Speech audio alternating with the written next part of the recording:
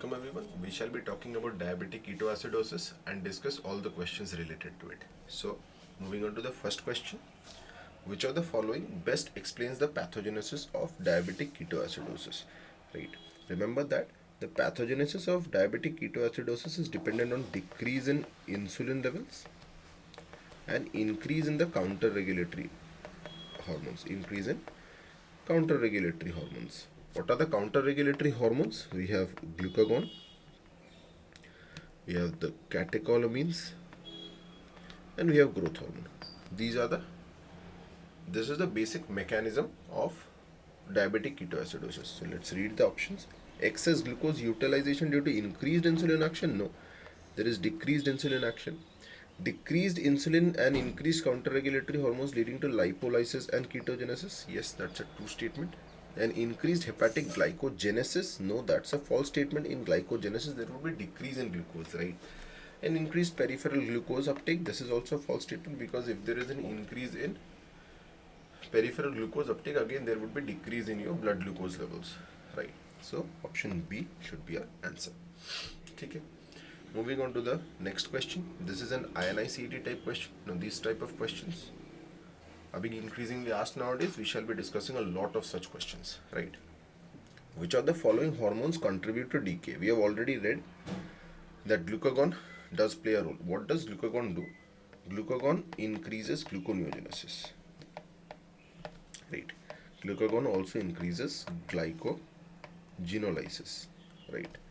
And it also increases lipolysis. Right. Right. Due to lipolysis, there would be increase in free fatty acids. Now, remember one important fact, that glucagon causes an increase in NADH to NAD plus ratio. Okay. Whereas insulin decreases this ratio. When this ratio is increased, there would be inhibition of beta oxidation of free fatty acids. Okay. Now the beta oxidation is inhibited, so the free fatty acids will be channeled to some other pathway, which is ketogenesis pathway. This will result in ketogenesis, right? And this increased gluconeogenesis and glycogenolysis will lead to hyperglycemia. And these two together leads to decay. Right. Similarly, epinephrine also increases glycogenolysis, and also increases lipolysis. Right. And it also decreases insulin release. Right, leading to the same fate of ketogenesis and hyperglycemia. Even growth hormone antagonizes insulin. Resulting in the same fate. Okay. But if we talk about aldosterone, the function of aldosterone is sodium reabsorption from the kidneys and potassium excretion. Right. It has no effect on insulin, no effect on glucose. So aldosterone will not play any role or would not contribute to decay. So answer should be A, B and C, which is option A. Okay. Moving on to the next question. In decay, the anion gap metabolic acidosis primarily, it would be high anion gap. It should be high anion gap. The high anion gap metabolic acidosis occurs primarily due to accumulation of lactic acid? No. Accumulation of keto acids? Yes. This should be our answer. Hyperchloremia? No. And loss of bicarbonate due to diarrhea? That's again a wrong option. We might get hyperchloremia in decay, but that can be due to as a part of treatment, as a result of treatment when we provide excess NS. Now when we provide excess NS, there can be hyperchloremic acidosis, but that won't be high anion gap, that would be a normal anion gap metabolic acidosis. Okay. Moving on to the next question. We have matched the following type of question. Now this type of questions are being also asked in both the exams, so we will be discussing a lot of match the following as well. So this is regarding the ketone bodies. Let's first have a look at the free fatty acid, the ketogenesis pathway. Free fatty acid is converted into acetoacetate first. Now this acetoacetate breaks down into acetone, which is non-enzymatic. This is non-enzymatic pathway, and it can also convert into beta hydroxybutyrate. Okay. Now this acetoacetate and beta hydroxybutyrate concentration depends on the NADH, depends on the NADH to NAD plus ratio, right? If the ratio increases, which does occur in decay, the beta hydroxybutyrate will predominate. Whereas if the ratio is not increased, if the ratio is decreased, NADH to NAD plus ratio, then acetoacetate would have predominated. So in decay, this is our principal ketone body. Okay. So let's have a look at the column B. Okay, principal ketone body in decay, yes, beta hydroxybutyrate. So one should be A. Gives nitroprusside test positive. This nitroprusside test is our Rothera test. This Rothera test is positive for, acetoacetate, weakly positive for acetone, and is negative for beta hydroxybutyrate. Okay. So both 2 and 3 can be answered. Responsible for fruity odor, it is acetone, without doubt. Acetone, it is a volatile compound. This will be released from our respiration. And this is the one that is responsible for the fruity odor. And glucagon stimulates ketogenesis. We have read that, right? How does it do so? By stimulating lipolysis. Okay. So acetoacetate should be so it is 1A, 2B, 3C, 4D. 1A, only one option. So option C should be correct. 1A, 2B, 3C, 4D. Okay. Moving on to the next question. Which are the following statements about ketone bodies in decay are true? And again an INI type question. Beta hydroxybutyrate predominates over acetoacetate in severe acidosis. That's a true statement because of increase in NADH to NAD plus ratio. We have already read this. TK in decay. Acetone contributes significantly to metabolic acidosis. No, this is a false statement because what acetone is neutral. Acetone is a neutral volatile compound. It won't contribute to metabolic acidosis. It is beta hydroxybutyrate. Butyrate, which is responsible for metabolic acidosis in decay. The beta hydroxybutyrate to acetoacetate level increases with severity. That's a true statement. Now, if we talk about the severity depends on the extent of decrease in insulin and the rise in glucagon. Right. So this extent of decrease in insulin and the rise of glucagon is also responsible for setting up this NADH, setting up the NADH to NAD plus ratio. Right. More the decrease in insulin and more the increase in glucagon would result in a higher NADH to NAD plus ratio, and this ratio governs the beta hydroxybutyrate to acetoacetate ratio. So higher the NADH to NAD plus ratio, higher the beta hydroxybutyrate to acetoacetate ratio, right? So it is the severity of decay, that is extent of decrease in insulin and the extent of increase in glucagon, which is the principal contributing factor for the rise in this beta hydroxybutyrate to acetoacetate ratio. So that ratio does depend on severity. That's a true statement. And ketone production occurs in liver mitochondria. That's again a true statement, right? Only fatty acid synthesis takes place in cytosol, whereas both beta oxidation and ketone body production occurs in liver mitochondria. So our answer should be A, C and D. Option C should be our correct answer. Okay. Moving on to the next question. A 24-year-old woman with type 1 diabetes presents with nausea, vomiting, deep labored breathing, blood glucose of 480, bicarbonate of 10, pH of 7.05. What is the likely precipitating factor? Over here, we all know that increased glucose, hyperglycemia, acidosis in a type 1 diabetes with nausea and vomiting is nothing but decay. Right? And this deep labored breathing is known as the Kussmaul breathing. Right? And this Kussmaul breathing is nothing but a respiratory compensation. It is nothing but a respiratory compensation to the metabolic acidosis. Right? And this Kussmaul breathing is responsible for the release of acetone. And this release of acetone gives you fruity odor. Right? So what is the likely precipitating factor? If we talk about the precipitating factors of decay, the most common precipitating factor is inadequate insulin. inadequate insulin is the most common precipitating factor. Besides that, we have any kind of stress. Among stress, it is infection which is most common. Among stress, it is infection which is most common. Besides that, we can have MI, CVA, we can have pancreatitis. Besides that, even drugs might precipitate. Drugs like corticosteroids, drugs like sympathomimetics might precipitate decay, right? So over here, if you read the options, missed insulin dose, yes, that is the most likely cause, because inadequate insulin is rather the most common cause of precipitation of decay. Excess carbohydrate intake might increase glucose, but I don't think that it would be a very common cause for precipitation of decay, so this is not an answer. Overdose of insulin is just the reverse. In acute renal failure, there would be decreased insulin excretion.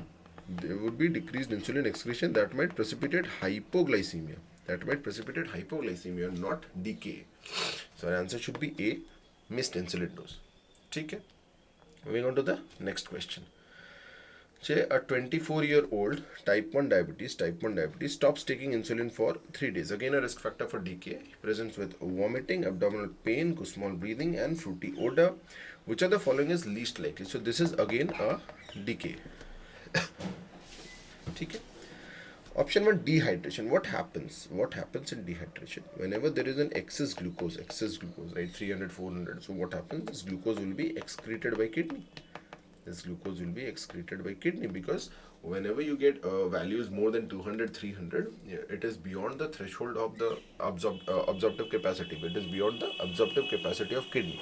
So the excess will be released by the kidney. Excess will be excreted by the kidney. When glucose is excreted, it will be excreted with water. So this would result in an osmotic diuresis.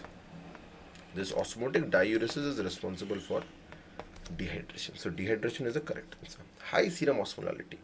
High serum osmolality is contributed by two factors. Number one is the dehydration component itself. Second is increased glucose, and the increased glucose, hyperglycemia itself contributes to increased osmolality of the serum. Okay. Severe metabolic acidosis, that is diabetic ketoacidosis. The name suggests, right? Diabetic ketoacidosis. It is due to increase in keto acids. This is also true statement. Hypokalemia. In diabetic ketoacidosis, we don't get hypokalemia, we get hyperkalemia. What happens is that insulin causes increased cellular uptake of potassium. Now in decay, the insulin is decreased, so there would be inhibition of the cellular uptake, so that would result in excess potassium in the serum, so there would be hyperkalemia. But if we consider the total body potassium, it will be decreased in decay. Why will it decrease in decay? Because of this diuresis that is occurring. This is due to the diuresis, right? When you are diureting, you will excrete potassium, sodium, everything besides glucose, right? So because of the diuresis, your total potassium is decreased in your body, but the serum potassium will be increased because the cellular potassium now comes into the serum or your plasma. Okay? So over here, hyperkalemia. So least likely answer would be hypokalemia. Fine. Moving on to the next question. Identify the breathing pattern and its significance in decay. We have already read it is Kussmaul breathing, which is nothing but a compensation for the metabolic acidosis. So it is Kussmaul breathing, compensatory hyperventilation for metabolic acidosis. We get Biot's breathing in medullary region. Yes, we do get Biot's breathing in medullary region, but is not seen in decay. And again, ataxic breathing in pontine region, but not seen in decay. Okay. Moving on to the next question. Which of the following are typically seen in decay? Right. So decay is a state of hyperglycemia. Plus metabolic acidosis. Okay. Option 1, serum bicarbonate less than 18. Yes, serum bicarbonate less than 18. This will be seen by the normal bicarbonate level is 22 to 26. Consider 24. Bicarbonate decreases because of buffering. Right. Bicarbonate is used as a buffer. In a state of metabolic acidosis, bicarbonate will decrease the hydrogen ions, right, by consuming it and converting it to water and carbon dioxide. Okay. Arterial pH less than 7.3, again a criteria for acidosis. Plasma glucose more than 250, that's also a true statement because decay is hyperglycemia plus metabolic acidosis. Excuse me. Okay. Then serum osmolality of less than 280 milliosmoles. So no, this is a false statement because your serum osmolality increases because of dehydration and accumulation of glucose. We have read that. The serum osmolality ranges from 300 to 320 milliosmoles per kg. ठीक. So our answer should be A, B and C. C should be our answer. Right. Besides, then if we talk about this ADA 2024 criteria, diagnostic criteria for DKA, right? Besides your option A, B and C, it contains two more entities, that is urinary ketones should be positive and your anion gap should be increased. Anion gap should be high. Right. Okay. Moving on to the next question. Which of the following ketone bodies do not show the following test? Now this, you can see the purple ring, so this is nothing but a Rothera test.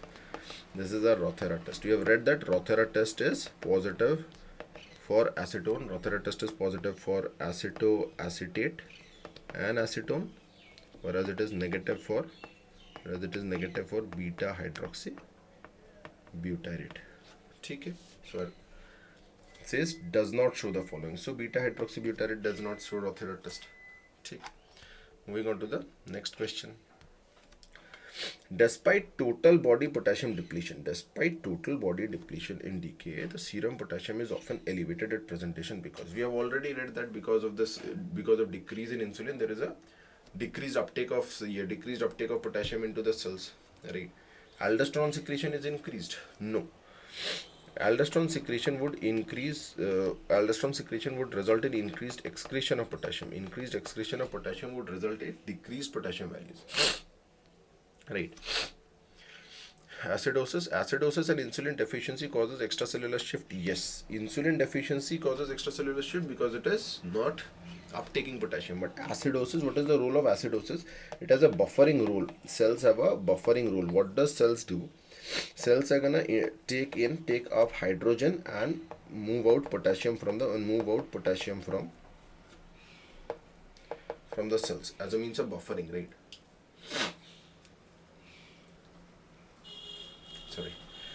Right, as a means of buffering acidosis, as a means of buffering, hydrogen will be taken up by the cells and potassium will be moved out into the plasma. That would further result in increase in potassium concentration. That's why in DKA hyperkalemia might be seen because two factors are increasing the potassium levels in the plasma. Hyperosmolarity causes potassium influx into the cells. No, potassium influx would rather decrease it. And increased renal reabsorption, that's also a false point. There is increased renal excretion of potassium. Now this is responsible for the decreased total body potassium. Okay. Moving on to the next question. A DKA patient with an initial potassium of 3.8, after starting insulin infusion, cardiac arrhythmias developed, right? What is the most likely cause? This is the most likely cause. Again, when you give insulin in an already low potassium, excuse me, when you give insulin in an already low potassium, there would be further decrease in potassium, and that could lead to hypokalemia, and hypokalemia can trigger cardiac arrhythmias, right? And values less than 3 can even trigger torsades. Okay. So most likely cause insulin-induced intracellular shift. Yes, option B should be answer. Rapid correction of acidosis. No. Fluid overload. No. Sodium bicarbonate absorption. No, we have. Administration. No, we haven't. Right. What is the indication to give sodium bicarbonate in DKA? When the pH is less than 6.9. When pH is less than 6.9, then you would think about administering sodium bicarbonate in a DKA patient. Fine. Moving on to the next question. The fluid resuscitation in DKA aims to, right, restoring circulatory volume, of course, right? There is dehydration, right? In order to correct dehydration, we would give NS, right? Now this dehydration, now okay, second is improve renal perfusion. That does happen. That is secondary to dehydration. In dehydration, there would be decrease in renal blood flow. And when we correct dehydration with NS, it will also improve the renal perfusion. Yes. Decrease serum glucose. Yes, it would decrease serum glucose because serum glucose, that would dilute the, because serum glucose was high because of dehydration. Now when we are correcting dehydration, it would also decrease the concentration of glucose in the plasma. Correct acidosis directly? No. NS does not neutralize acid. Remember that NS does not neutralize acid, right? NS does not correct acidosis. It is insulin which we give later. It is insulin which is used for the management of acidosis. It is insulin which is used for the management of acidosis. What does insulin do? It inhibits lipolysis. It inhibits lipolysis. If we inhibit lipolysis, right, that would result in inhibition of formation of the keto acids. Okay. So our answer should be A, B, and C. Option C should be correct. Okay. Moving on to the next question. Does in DKA management, which of the following is true regarding potassium replacement? Immediately with insulin infusion, regardless of the level, that's a false statement. Regardless of the level is a very, very false statement, right? We need to monitor potassium rigorously, right? We need to have baseline values. We need to monitor potassium regularly when the treatment is going on. So regardless of level is a false statement. Just remember, that's a false statement. Just remember, if the baseline value is between 3.3 to 5.3, if the baseline, okay, I'm writing it over here, if the baseline value is 3.3 to 5.3, we would correct it we would supplement potassium at a dose of 40 milliequivalents a liter. If the value is less than 3.3, then at the rate of 80 milliequivalents a liter. And if it is more than 5.3, then we might not supplement potassium, right? So regardless of level, it's a false statement. Only if potassium is less than 5 or 5.3 would be a better and option, but I would consider B as correct. Right. 5.3 is the level. Delayed until urine output is adequate. Yes, if the urine output is not adequate and we provide potassium, that would lead to accumulation of potassium in the serum and might lead to hyperkalemia. Right. Withhold insulin if the potassium is less than 3. Until correction. Yes, if the potassium values are less than 3.3, we won't provide insulin, right? Because that might precipitate hyperkalemia, right? Already the patient was in hypokalemia, that might precipitate arrhythmias rather, right? So option B, C, and D, 3 are correct. So option C should be our correct answer. Okay. Moving on to the next question. It's a match the following regarding the fluid treatment in DKA. First, let's have a look. Always remember that NS is our first choice. NS is our first choice and is administered at the rate of 1 liter per hour. Okay. Then after 1 hour, we would start insulin. At the rate of 0.1 units per kg per hour. Okay. Now after this NS and insulin, 3 things can happen. Number one, you reach the end point. Of treatment, which is correction of acidosis. If you reach the end point, then stop treatment. Okay. 2 more things can happen. While you're treating, you find that there is an increase in sodium concentration. So what should we do? Increase in sodium concentration, we should change normal saline and to half normal saline. Okay. The second thing that can happen, the glucose level shooting below 250 milligrams glucose. If there is a decrease in glucose below 250 milligrams a deciliter, below 200 milligrams a deciliter, then we would add D5 to NS. This is our fluid protocol that we should follow in DKA management. Now let's read the table. Initial fluid used for resuscitation, it is NS, right? 0.9% NaCl should be our answer. Used when sodium is high, it is half normal saline, 4-5% NaCl. Added when glucose is less than 200, so it is D5. And final option, insulin. Yes, insulin is initiated after fluids to prevent vascular collapse. This is something important because insulin has a vasodilatory property. So if you provide insulin before correction of dehydration in an already dehydrated body, you are causing vasodilatation that would precipitate shock in the patient, right? That's why we need to provide NS, we need to provide fluids at first at the rate of 1 liter per hour. And then after an hour, we would administer insulin. Okay. So our answer should be 1A, 2B, 3C, 4D, 1A, 2B, 3. Okay, option A is correct. Okay. Moving on to the next question. This is an easy one, right? The initial insulin infusion rate, it is 0.1 unit per kg per hour, right? Direct factual question. Moving on to the next question. Arrange the following excuse me.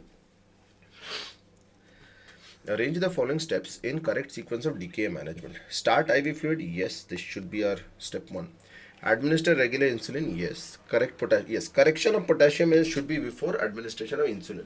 Before we administer insulin, we need to correct potassium. So this is 2, this is 3, and treatment of the precipitating factor should be a final step. So it should be 1, then 3, then 2, then 4. 1, 3, 2, 4. 1, 3, 2, 4. B is our correct answer, right? We all know that before administration of insulin, we need to correct potassium, right? Fine. Moving on to the next question. During the management of DKA, insulin therapy should be continued until this is the endpoint. It should be continued until endpoint. What is the endpoint? Endpoint is correction of acidosis. It is correction of acidosis and not hyperglycemia. Right? It is not the correction of hyperglycemia. It should be the correction of acidosis. Right? Blood glucose less than 200? No. When the blood glucose is less than 200, we would just add a D5 to it. Right? We would continue insulin. Anion gap normalized? Yes. This is a criteria for correction of acidosis. Bicarbonate more than equal to 15? This is again a criteria for correction of acidosis. And venous pH more than 7.3? Again a criteria for correction of acidosis. So our answer should be B, C and D. Option C. Okay. Moving on to the next question. A patient diagnosed with DKA was started on normal saline and insulin. After 4 hours, the following report is obtained. What should be the next? So glucose baseline was 480 to 180. pH 7.1 to 7.15. Bicarbonate 10 to 12 and ketones are still positive. You see that the acidosis component is still present. Only the glucose has decreased, right? Glucose has decreased below 200. The acidosis component is present. So we should provide insulin. Continue NS and add D5 to it. Okay, this should be our next step, right? Insulin and NS were given. We should be adding D5 to it. We will not stop insulin, right? Because the acidosis component is present. We haven't reached the endpoint. Okay. So stop insulin immediately? No. False statement. Add dextrose to fluid and continue insulin? Yes. Give bicarbonate? No. See, the pH is 7.15, right? Bicarbonate is added when pH is less than 6.9. When the pH is less than 6.9, then we will add. And over here it is 7.15. So we would, when the pH is less than 6.9. Over here, the pH is 7.15, so we won't add bicarbonate. And start potassium infusion only? No information on potassium has been given, so this cannot be our answer. Okay. Moving on to the next question. A 35-year-old man with known diabetes presents with drowsiness, BP of 90/60, pulse of 120, pH of 7.5, glucose of 650, bicarbonate of 8, sodium 128, potassium 4.2, and after 2 hours of insulin, glucose reduced to 260, potassium reduced to 3.1, a value less than 3.3. What should be the next step? Whenever your potassium values fall below 3.3, we will stop insulin. Right? And correct potassium. Stop insulin and we need to correct potassium. Okay. And at this level we will correct potassium at the rate of 80 milliequivalents a liter, at the dose of 80 milliequivalents a liter. Okay. So options: continue insulin at the same rate? No, we will stop it. Stop insulin and correct? Yes, this is the correct answer. Right? Give bicarbonate? No. pH of 7.05, we won't give bicarbonate. And switch to subcutaneous insulin? No, we will stop insulin. Right? So option B should be our correct answer. Moving on to the next question. Say a 14-year-old girl with DKA develops headache, altered sensorium and bradycardia after rapid correction of hyperglycemia. What is the most likely cause? Remember that a pediatric patient with DKA and you go for a rapid correction of hyperglycemia. Both of them are risk factors. For what? They are going to precipitate cerebral edema.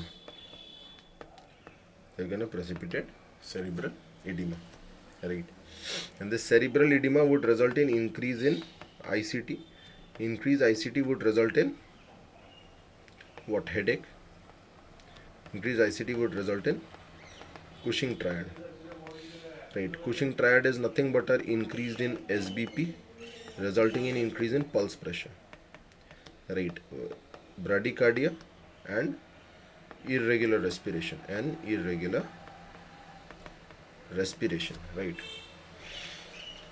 Cushing triad is nothing but our increase in SBP leading to an increased pulse pressure, decrease in heart rate and an irregular respiration. Okay. You can very well appreciate. So this is nothing but cerebral edema. Hypoglycemia, no. Cerebral edema, yes. Central pontine myelinolysis, no. This is due to hyponatremia. This is due to, not hyponatremia, overcorrection of hyponatremia, right? It is due to overcorrection, over treatment of hyponatremia. And subarachnoid hemorrhage, no. And see, the 14-year-old girl, pediatric patients are at risk factor, the rapid correction of hyperglycemia, decay, headache, altered sensorium, and this bradycardia is due to our Cushing triad. This bradycardia is due to our Cushing triad, as already discussed. Okay. Moving on to the next question. Risk factors for cerebral edema during decay management. There is rapid correction of hypoglycemia, we just discussed. Use of hypotonic fluid. Yes, of course. Use of hypotonic fluid is a generalized risk factor for cerebral edema. Use of bicarbonate therapy. Yes, bicarbonate therapy is a risk factor for cerebral edema. Why is it so? When you provide bicarbonate, excuse me, it combines with the hydrogen ion and forms H2O plus CO2. Now this CO2 is lipid soluble and this is going to pass the blood-brain barrier. Okay. Now when it passes the blood-brain barrier, it would accumulate. There is CO2 accumulation. In CNS, in the neurons of the CNS.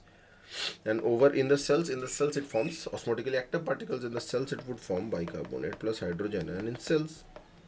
Right. This would accumulate. This would osmotically drive in. Drive in water. This will osmotically drive in water, that would result in cerebral edema. Okay. And gradual rehydration, no, we need to go for gradual rehydration to prevent cerebral edema, right? So option A, B and C. So option B should be a correct answer, right? This is why bicarbonate therapy leads to cerebral edema. We should know this because the CO2 can easily pass a blood-brain barrier and accumulate over there to drive in more water into the neurons of this. So how do we manage this? If there is precipitation, management can be with the help of 20% mannitol. We know this. This is 20% mannitol or 3% hypertonic saline. Okay. Moving on to the next question.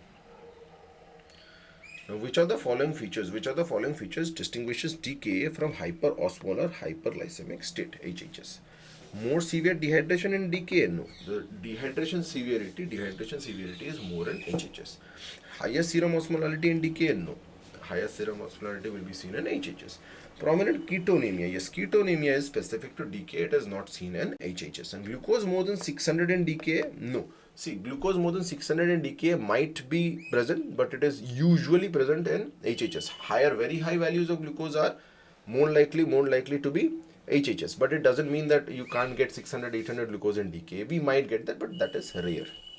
Let's have a quick look into the differences between DKA and HHS. If we first have a look at the glucose levels. Right, it ranges from, in DKA it would range from 200 to 600, HHS would be more than 600. If we talk about ketones will be present in DKA and absent in HHS. Okay.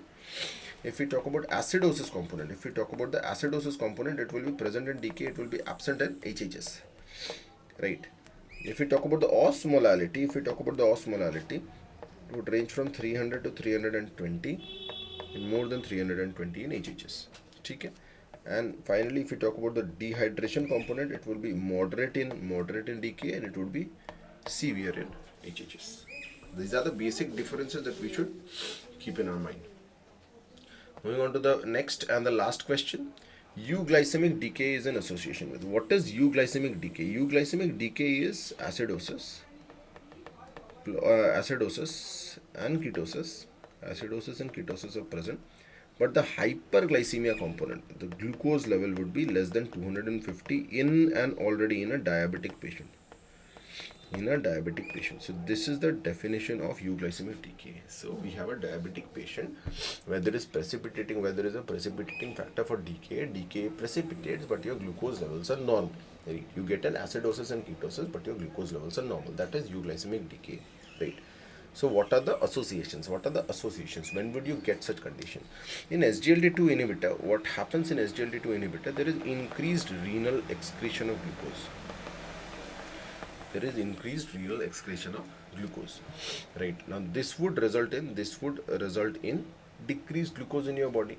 Even if you have a precipitated decay, your glucose levels will be low because your kidneys are not conserving your glucose. Your kidneys are eliminating all the glucose that is being sent to the kidney, as a result of which, yes, you might get a euglycemic decay in SGLT2 inhibitor.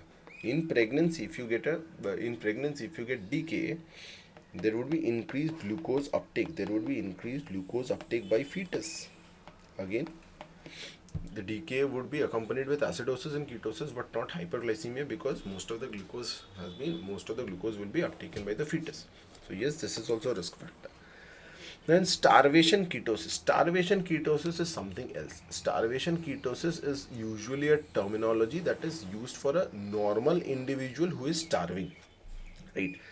The diabetic component, the insulin derangement component, is absent in starvation ketosis. In starvation ketosis, you won't get acidosis. In starvation, you won't get the acidosis component. Even if you get acidosis, that would be very, very mild. The acidosis component will be absent in starvation ketosis. That's why it doesn't fall into the decay category itself, right?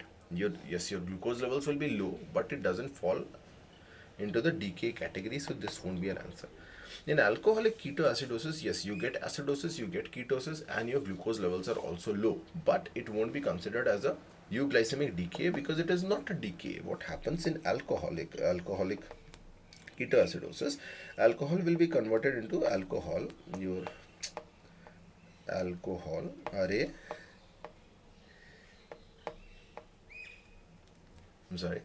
alcohol will be converted into aldehydes, and these aldehydes will be converted into acids, and when it does so, there would be increase in NADH to NAD plus ratio.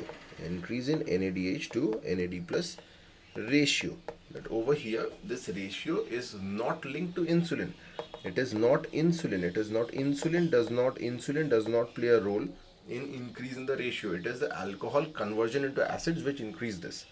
And as a result of this, we would have ketosis. And acidosis due to accumulation of the acids. So we would get acidosis, we would get ketosis, right?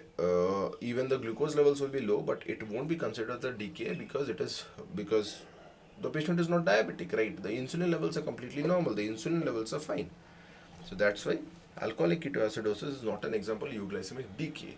But if someone mentions a diabetic patient who is fasting for a long time, that might be a risk factor for euglycemic decay. Okay. So over here, options A and B will be correct. C and D are not a part of euglycemic decay. Right. With this, we come to the end of this video. If you like this video, consider subscribing to my channel, and thank you for watching.